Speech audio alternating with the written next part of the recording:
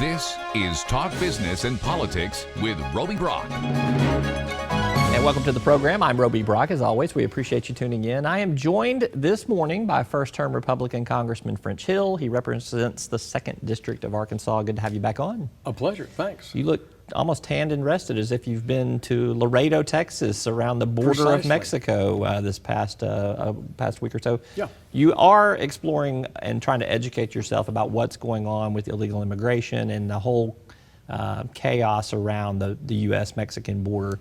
Tell me about your trip to Laredo and what you learned. Yeah. So what I am trying to do, I was in El Paso in April, Laredo this week, and I'm going along the border and I'm asking two questions. What are the gaps in security along the border?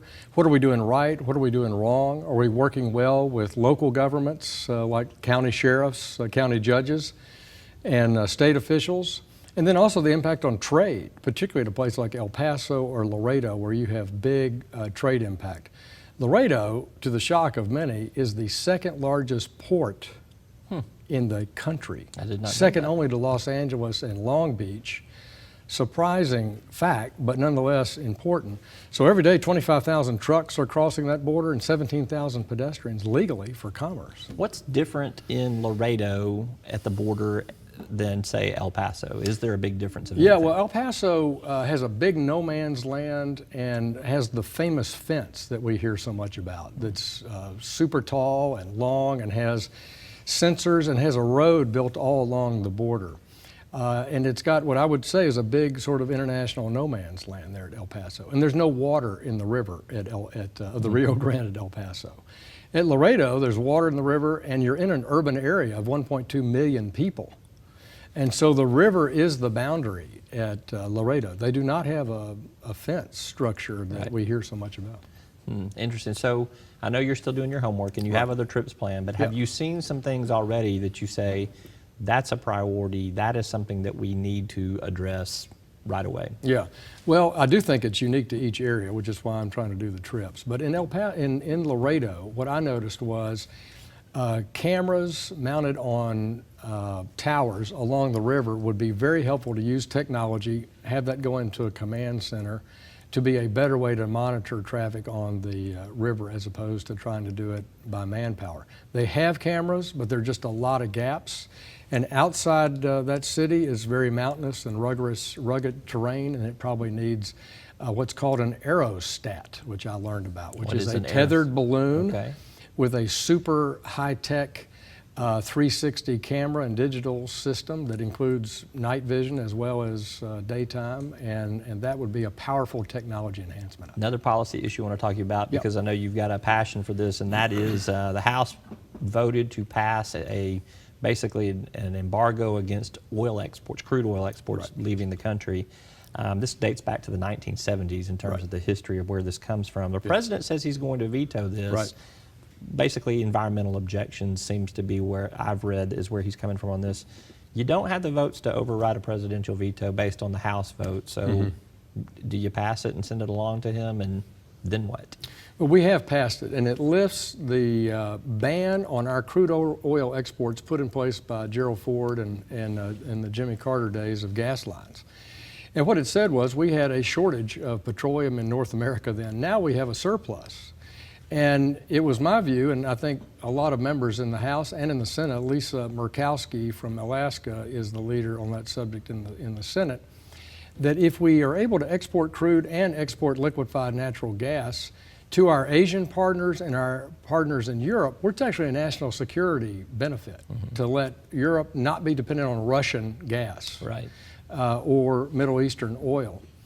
And the economic benefits are about 1 million jobs created in the country when we're losing jobs in the oil patch right now, and a positive impact on prices at the pump. They expect prices to pump be affected positively for the consumer by, say, 3 to 10 cents. The president has definitely taken a stake of not wanting to expand the U.S.'s carbon footprint. That's his main objection to this. So how do you overcome that objection? Do you have to wait for a new presidency and try to do this, or?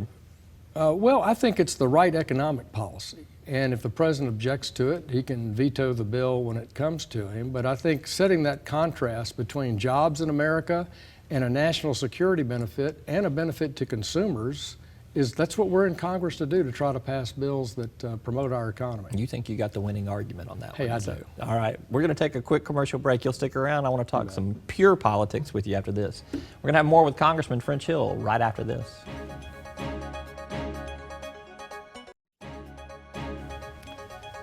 Welcome back. Our guest this morning is 2nd District Congressman French Hill. Policy in the last block, politics in this block. It has been tumultuous, to say the least, in Congress with Speaker John Boehner's announced resignation.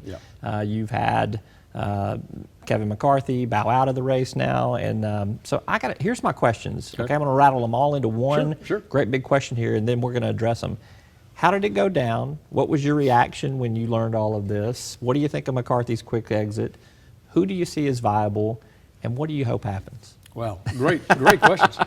And, this is, in today's society, this is talked about on Main Street. So, I mean, I think it's a very important topic. We want to have a leader in the House that can carry our message for economic growth and what we want in the House of Representatives down to Pennsylvania Avenue and over to the Senate. So this job is an important job.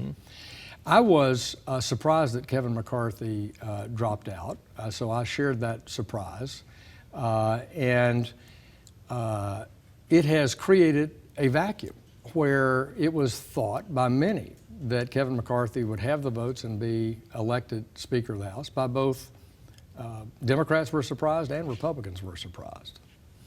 So what I'm hoping is that we can have a committee chairman who's been in Congress, knows the rules of the Congress, knows how to build a consensus, first in the Republicans, and then in the majority party, and then secondarily with the Democrats, and that can lead us for the next 15, 16 months. And I'm thinking, Roby, that it will be one of our current committee chairmen in the House, is my instinct. And of course, all bets are off. This is a very fluid situation, as you and I talk on a Sunday morning. Is the tail wagging the dog in this? You've got 30 to 40 Tea Party conservatives that have definitely had objections to McCarthy. They had problems with Boehner. Is the tail wagging the dog? You know, I don't know, because I really think many in that group were so surprised by Kevin's just backing out. He had the votes. He had the votes. Yeah. But he didn't have a big enough number of votes that he felt. And I think what Republicans in the House want is to unify behind a leader and demonstrate that unity. And so if it takes a little longer to do that, that's beneficial, I think, to the Republican conference, and I think it's good for the House of Representatives. Part of that minority you're talking about is about process, not personality.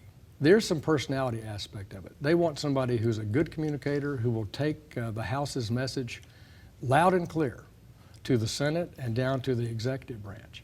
But they also want a process where the committee system works. And as a member of Congress just for 9 months, I share that. I mean, I think it would be good to make sure that our appropriations bills, for example, get all the way through committee and passed by the House. That's the most important thing we can do. So what's not working right in the committee process that you think is the root of these objections? I think when we have concern that kind of grinds the process to a halt, that we shouldn't accept that halt. We should have leadership in the House, both on the minority and majority side, get together, figure out what the problem is, and solve it to move on. Because if you really want government to work, and I think our citizens do, and you want the power of the purse delivered and exhibited, you've got to pass the appropriations bills. All right. Is there a consensus candidate? Do you think it's going to come from a committee chairman, a Paul Ryan or someone like that? Do you think that candidate exists, though? I think that candidate will exist. I don't know that it'll be Paul Ryan, but he's the closest to a consensus candidate many in the House share. They really admire Paul's knowledge and tenacity. But I'm not clear that we know all the candidates yet. I've gotten emails this weekend that imply there are more. So. Oh, really? Yeah. And you don't want to share? Well, I mean, Mr. Flores from Texas is exploring it. Mr. Bishop is exploring it. Mr. Conaway, the Ag chairman, is exploring it. And so I think what you have is people trying to find that consensus about who will lead the House majority forward. It's going to be fun to watch. All right, Congressman French Hill, thank you so much as always. Appreciate you being here. Thanks, Roby. Enjoyed being with you.